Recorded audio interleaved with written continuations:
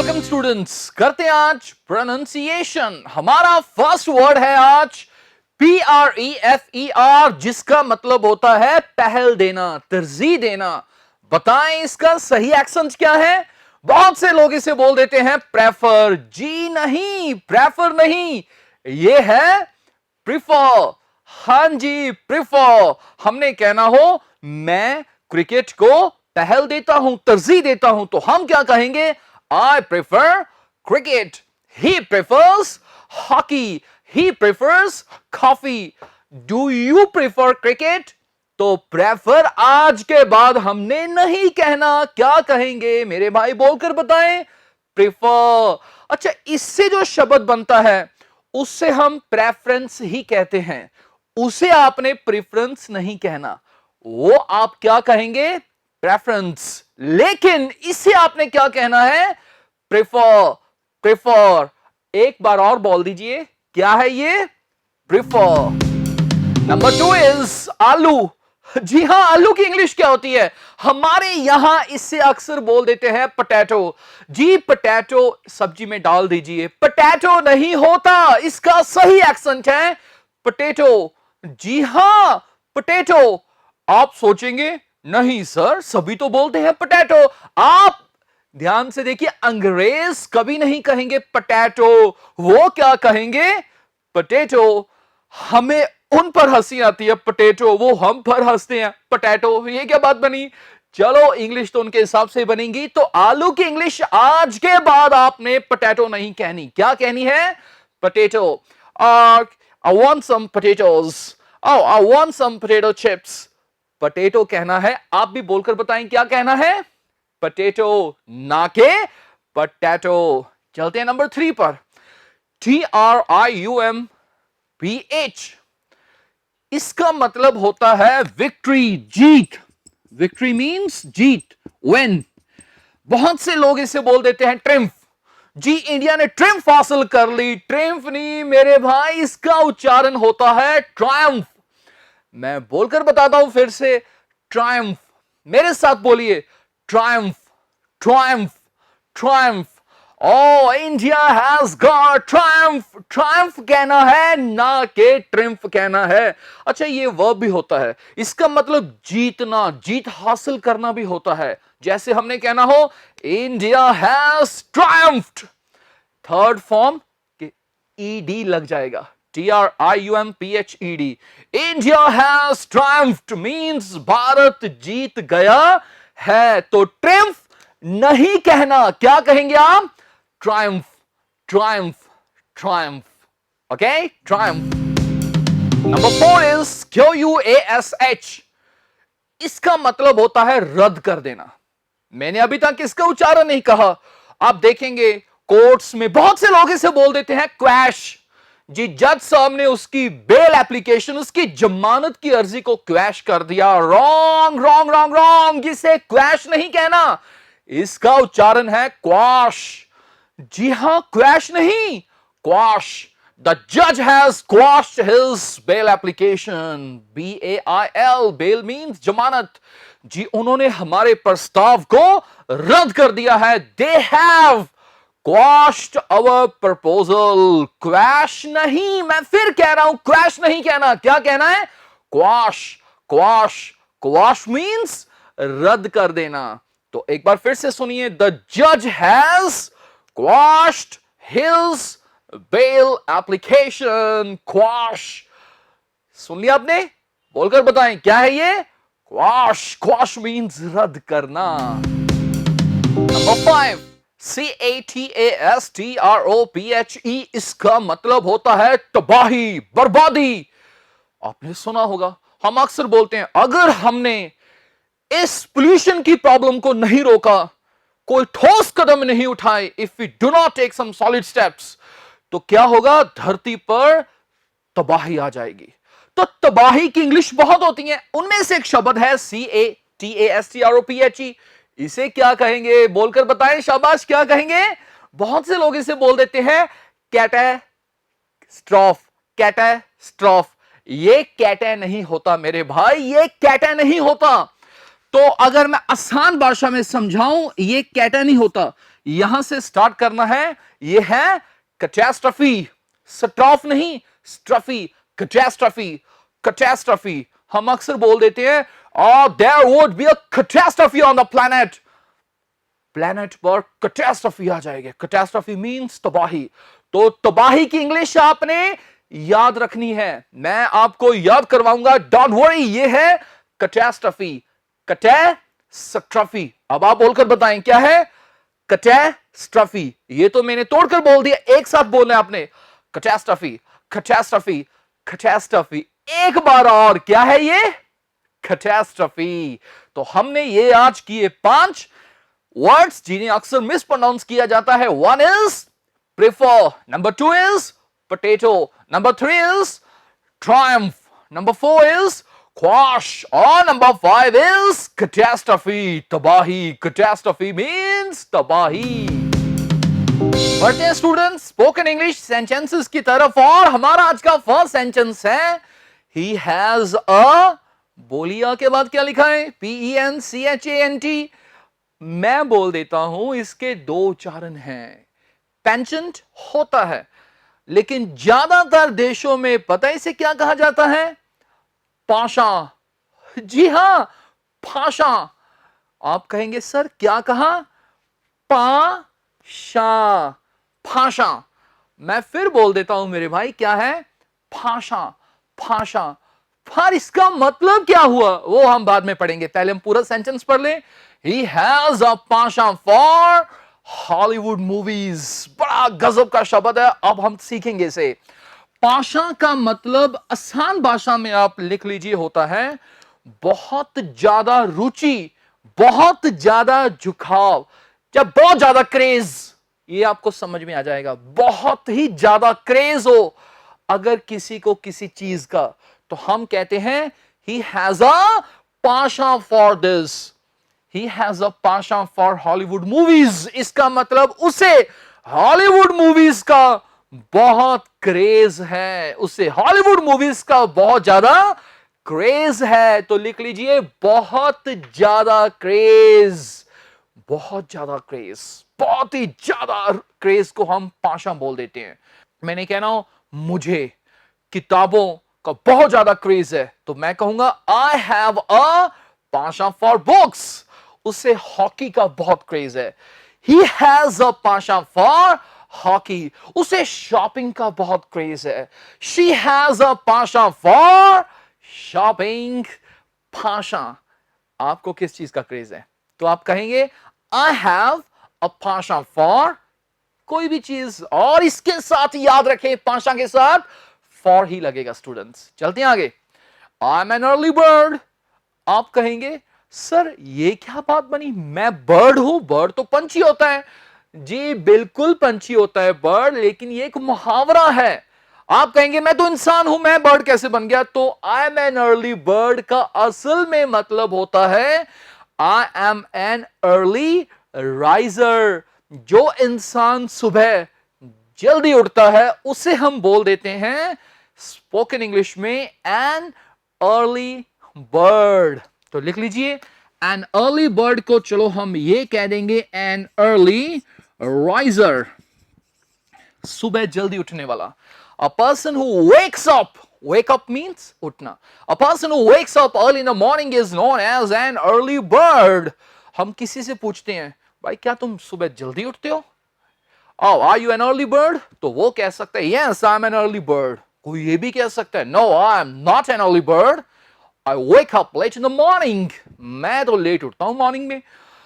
चलो हमने आज नई चीज सीखी, एन अर्ली बर्ड मीन्स सुबह जल्दी उठने वाला इंसान। एक चीज यहां स्टूडेंट्स और बता दूं आपको, इंग्लिश में एक एक्सप्रेशन ये भी होता है एन अर्ली बर्ड डिस्काउंट। क्या लिखा है? An early bird discount. An early bird discount का मतलब वो डिस्काउंट जो उस इंसान को मिलेगा जो सबसे पहले या जल्दी वहां पर पहुंचेगा या जल्दी कोई चीज खरीदेगा। आपको एडवर्टीजमेंट्स में काफी मिलेगा, एडवर्टीजमेंट्स में लिखा होता है नीचे अर्ली बर्ड डिस्काउंट 50%, 40%, मतलब जो उस कंपनी में उस चीज को कहीं भी वहां पहुंचेगा, खरीदेगा, जल्द से पहले पहुंचेगा, पहले खरीदेगा, उसे वो डिस्काउंट मिलेगा, उसे हम बोल देते हैं an early bird discount. Okay, तो आगे चलते हैं। He is a con man. Cone man क्या होता है? ठग होता है बच्चों, ठग। हमने कहना अरे वो तो ठग है, he is a con man. Cone man means ठग। एक्चुअल में एक चीज याद रखिए स्टूडेंट्स, कॉन इंग्लिश का एक वर्ड है, ये एक वर्ब है। कॉन का मतलब ठगी मारना, ठगी करना भी होता है। हमने कहना हो यार उसने मेरे को ठग लिया, ठगी की उसने मेरे साथ, तो हम कहेंगे ही कॉन्ड मी। तो ये भी लिख लीजिए, ही कॉन्ड मी, ही कॉन्ड मी। एन को हम 2 बार लिख देंगे, ही कॉन्ड मी। अच्छा, ये कॉन मैन क्या होता है? ठग, ठगी मारने वाला। पर थोड़ा याद रखें, ये वो ठग होता है जो पहले आपको अपने विश्वास में लेकर आता है, विश्वास में लेकर आता है, आप उसके विश्वास में आ जाते हैं, फिर आपके साथ वो ठगी करता है। उस इंसान को हम क्या कहते हैं स्टूडेंट्स? Cone man. हमने कहना हो यार वो आदमी तो कॉन मैन निकला, पहले उसने मुझे अपने विश्वास में ले लिया, फिर मेरे साथ उसने 2 लाख, 3 लाख, 4 लाख की, इतने की ठगी की। यार वो तो कॉन मैन निकला, he prove to be a con man. तो याद रखें स्टूडेंट्स, ये न्यूज़पेपर्स में भी बहुत आता है और स्पोकन में तो आएगा ही आएगा। कॉन मैन कौन है? बताएं, आप बोलकर बताएं क्या है? ठग। ठग means cone man, cone man means ठग। चलते हैं आगे। It was a swanky party. बड़ा अच्छा शब्द है स्वैंकी। अब मुझे बताएं स्वैंकी क्या होता है स्टूडेंट्स? स्वैंकी, हमने कहना हो oh it was a swanky party. Swanky को हम कह सकते हैं शान शौकत वाली पार्टी, बड़ी ठाठ बाट वाली पार्टी, शान शौकत। चलो मैं और समझा देता हूं। अगर इंग्लिश टू इंग्लिश समझे तो स्वैंकी का मतलब स्टाइलिश एंड एक्सपेंसिव। अब आपको और समझ में आएगा, जो पार्टी बड़ी स्टाइलिश हो और महंगी भी बहुत हो, जैसे ये अमीर लोगों की पार्टीज होती हैं। अंबानी ने स्वैंकी पार्टी ऑर्गेनाइज की थी, शाहरुख खान की स्वैंकी पार्टी थी, बहुत ज्यादा महंगी पार्टीज, बड़ी स्टाइलिश फैशनेबल पार्टीज, शान और शौकत वाली पार्टीज को हम क्या बोल देते हैं? Swanky parties. हम अक्सर बोलते हैं बॉलीवुड की बहुत बड़ी बड़ी हस्तियां अंबानी की उस स्वैंकी पार्टी में शामिल हुई। स्वैंकी पार्टी मींस शान और शौकत वाली पार्टी। ये जरूरी नहीं सिर्फ स्वैंकी वर्ड पार्टी के आगे चलता है, ये कार के आगे भी आपको काफी मिलेगा शब्द। हमने कहना हो यार मैं दुबई गया, वहां पर I saw so many swanky cars. यार मैंने वहां ऐसी ऐसी कार्स देखी, बड़ी स्टाइलिश कार्स और बहुत महंगी महंगी कार्स देखी। तो उस जो कार बड़ी स्टाइलिश है, फैशनेबल है और महंगी है, उसे हम कहेंगे स्वैंकी कार। और ये आपको होटल के आगे भी मिलेगा, जिसे हम हिंदी में होटल बोल देते हैं। When it comes to English, this is hotel. हमने कहना हो यार मैं सिंगापुर गया और वहां मैंने काफी स्वैंकी होटल्स देखे। स्वैंकी मीन्स बड़े अच्छे, बड़े शान और शौकत वाले, बड़े ही शानदार और महंगे, उसे हम बोल देते हैं स्वैंकी होटल। हमने कहा ओ उसने स्वैंकी होटल में स्टे की थी। स्वैंकी होटल मींस वो होटल जो बड़ा ही शानदार था और महंगा भी था। चलो हमने ये सेंटेंसेस किए। फर्स्ट क्या था? He has a Pasha for Hollywood movies. Pasha means बहुत ज्यादा craze. I have a Pasha for cricket. मुझे क्रिकेट का बहुत ज्यादा क्रेज है, आप कह सकते हैं। I am an early bird, मैं सुबह जल्दी उठने वाला इंसान हूं। He is a con man, वो ठग है। Oh, it was a swanky party, शान और शौकत वाली, स्टाइलिश एंड एक्सपेंसिव पार्टी को हमने कह दिया swanky party. Number 5 is it is a खुशी job. It's a खुशी job. अब इससे क्या कहेंगे? क्या होता है स्टूडेंट्स खुशी जॉब? हर कोई लेना चाहता है, हर कोई कहता है यार मेरी जॉब खुशी हो, I want to have a खुशी जॉब। इसका मतलब हो गया आसान सी नौकरी जिसमें बड़ा आराम हो। सो खुशी जॉब वो होती है जो बड़ी आसान सी नौकरी होती है, जिसमें स्ट्रेस कम होता है और वेल पेड होती है और उसमें आराम बहुत होता है। उस तरह की नौकरी को हम क्या बोल देते हैं? खुशी जॉब। हमने कहना हो अमेरिका में, यूएस में उसकी नौकरी खुशी है। ओह ही इज डूइंग अ खुशी job in the US. Why did you leave your खुशी जॉब इन द यूएस? आपने अमेरिका में ये खुशी जॉब क्यों छोड़ दी?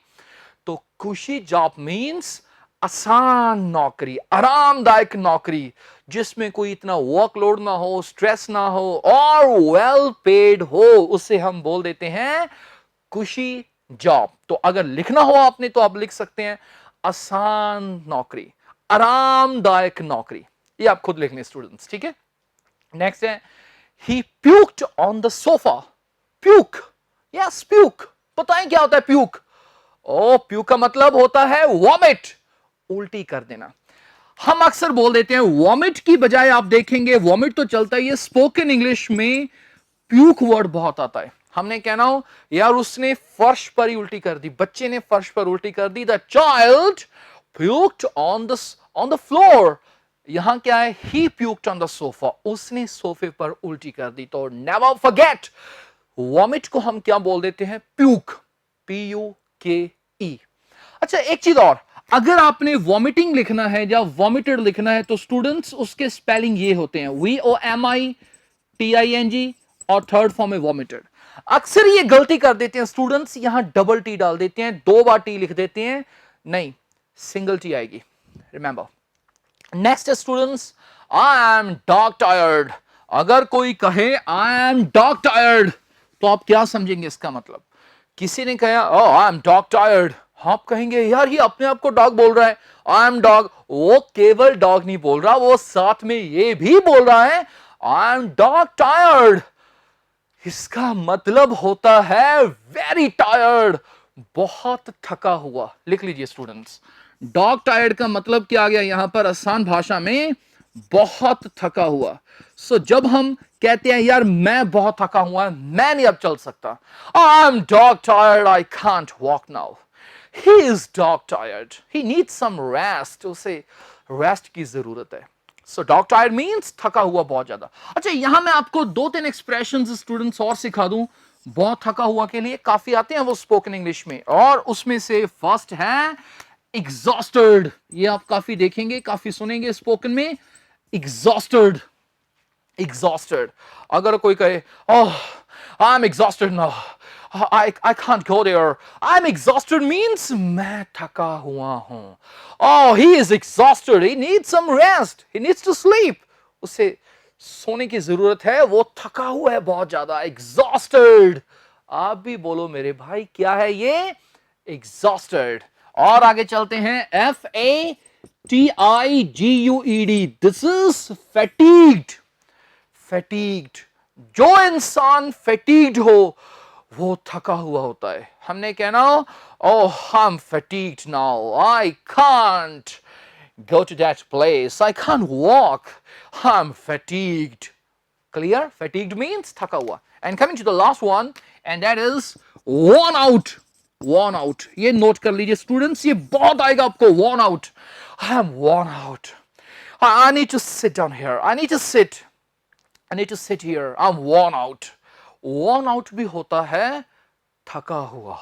ओके सो कौन कौन से एक्सप्रेशंस आगे बहुत थका हुआ के लिए, number 1 dog tired, number 2 exhausted, number 3 बोलो बोलो fatigued, और नंबर 4 इज worn out। सो असल में ये वेयर की थर्ड फॉर्म है, वेयर मींस पहनना भी होता है, उसकी थर्ड फॉर्म है worn, लेकिन एक्सप्रेशन आपने याद रखना है। इसके संबंध में मैं एक चीज आपको इसके बाद और समझाऊंगा, पहले आप मुझे बताएं ये क्या लिखा है, worn out, I am worn out। और वो थके हुए हैं, वे थके हुए हैं, they are worn out। याद हो गया, dog tired, exhausted, fatigued और worn out। dog tired, exhausted, fatigued और worn out। अच्छा स्टूडेंट्स, एक तो हमने सीख लिया worn out मींस थका हुआ, बहुत थका हुआ, लेकिन आप ये भी सीखें worn out चीजों के आगे बहुत चलता है। जो चीजें हमने बहुत ज्यादा यूज कर ली हैं, और आपने देखा होगा जब चीजों को हम यूज करते जाते हैं वो टाइम के साथ घिस पिट जाती हैं, घिसी पीटी चीजों को हम बोल देते हैं worn out। जैसे हमने कहना हो यार ये जूते काफी पुराने हो गए हैं, बहुत यूज कर लिए, अब इससे फेंक और हम नए लेकर आएंगे, ये काफी घिस पिट चुके हैं। और these are worn out shoes, throw these worn out shoes, I'll bring new shoes for you. Okay, worn out. Bag हमने कहना यार ये बैग काफी यूज हो चुका है, घिस पिट चुका है ये बैग काफी। जो चीज काफी ज्यादा यूज करने के बाद खराब हो जाती है, घिस पिट जाती है, उसे हम worn out कहते हैं। This is a worn out bag, you need to buy a new one. तेरे को नए बैग लेने की जरूरत है। क्लोथ्स हम अक्सर बोल देते हैं these are worn out clothes, नहीं ले लेंगे। This is a worn out shirt, ये घिस पिट चुकी है शर्ट, अब मैं तेरे को नई लाकर दूंगा। सो worn out का मतलब थका हुआ तो होता ही है, इसका मतलब वो चीज जो घिस पिट चुकी है समय के साथ, काफी खराब हो चुकी है यूज कर करके, उससे भी हम क्या बोल देते हैं, worn out। तो हमने ये क्या पढ़े थे, खुशी जॉब मीन्स आसान सी नौकरी, आरामदायक सी नौकरी, जो आजकल मिलती, बहुत से लोग चाहते हैं हमें ये मिल जाए, पर मेहनत करनी पड़ती है। He puked on the sofa. Puke means vomit करना, उल्टी करना। और dog tired, exhausted, fatigued or worn out means बहुत थके हुए। I am dog tired. मैं बहुत थका हुआ हूं। Sentence number 8 is it's about to rain. Students, about का मतलब एक तो होता है लगभग, हमें पता ही है, about 80%, 80%, लगभग 80%, लेकिन about to एक डिफरेंट चीज है। अबाउट टू का मतलब होता है ये चीज होने ही वाली है। जैसे हमने कहना हो बारिश होने ही वाली है, बारिश आने ही वाली है, तो हम कहेंगे it's about to rain. So it's about to rain को आप लिख लीजिए बारिश आने ही वाली है। अगर हमने कहना हो रिश्तेदार पहुंचने ही वाले हैं, तो हम कहेंगे relatives are about to. About to means कोई इंसान ये काम करने ही वाला है। Relatives are about to reach, वह नाचने ही वाला है, he is about to dance, वह जाने ही वाला है, he is about to go, वह खेलने ही वाला है, he is about to play, हम पहुंचने ही वाले हैं, we are about to reach। अच्छा, अगर पास्ट में आ जाए तो हम was about to या were about to कह देंगे। मान लीजिए हमने कहना हो मैं नाचने ही वाला था, तो मैं क्या कहूंगा students, I was about to dance। तो about to का मतलब होता है होने ही वाला, करने ही वाला। I was about to play, मैं खेलने ही वाला था, वो पहुंचने ही वाला था। क्या एक इंग्लिश बोलकर बताएं, He was about to reach। So about का मतलब लगभग तो होता है, लेकिन about to को हम अक्सर इस प्रकार के स्ट्रक्चर में यूज करते हैं। इसका मतलब है करने ही वाला, या हम कह देते हैं होने ही वाला है। I think it's clear. It's about to rain means बारिश आने ही वाली है। Number 9, buzz off। क्या कहा, buzz off। इसका मतलब होता है दफा हो जाओ। जी मैं आपको नहीं बोल रहा, जब हमने रूड तरीके से, बड़े रूखे तरीके से कहना हो चले जाओ यहां से, बज ऑफ, दफा हो जाओ। आप फिल्मों में देखेंगे आपको यह भी मिलेगा गेट लॉस्ट। गेट लॉस्ट तो होता ही है, लेकिन आज का हमारा ये एक्सप्रेशन है, क्या है स्टूडेंट्स, बज ऑफ। अगर कोई आपसे कहे यू बज ऑफ, इट मींस वो आपको काफी रूड तरीके से, रूखे तरीके से कह रहा है कि आप यहां से चले जाएं, दफा हो जाएं। तो याद रखें, बज ऑफ मींस दफा हो जाओ। Next is he speaks pigeon English. इसमें हम डी नहीं बोलते स्टूडेंट्स, PIDGIN, ये पिडगन नहीं है, ये क्या है, pigeon English. He speaks pigeon English. क्या होती है पिजन इंग्लिश बताएं जी। इसका मतलब है टूटी फूटी अंग्रेजी। हमने कहना हो यार वो कौन सा सही इंग्लिश बोलता है, वो तो टूटी फूटी सी इंग्लिश बोलता है। ठीक है, हम उसे ब्रोकन इंग्लिश कह देते हैं, लेकिन पिजन इंग्लिश बहुत अच्छा एक्सप्रेशन है। He speaks pigeon English, he speaks pigeon English, वह टूटी फूटी अंग्रेजी बोलता है। अगर हमने पूछना हो क्या वह टूटी फूटी इंग्लिश बोलता है, does he speak pidgin English, no I don't speak pidgin English, he doesn't speak pidgin English. Okay, तो हमने क्या पढ़ा, अबाउट टू मीन्स होने ही वाला या करने ही वाला। बज ऑफ मीन्स दफा हो जाए। नेक्स्ट, पिजन इंग्लिश मीन्स टूटी फूटी English, pigeon English. Thank you very much.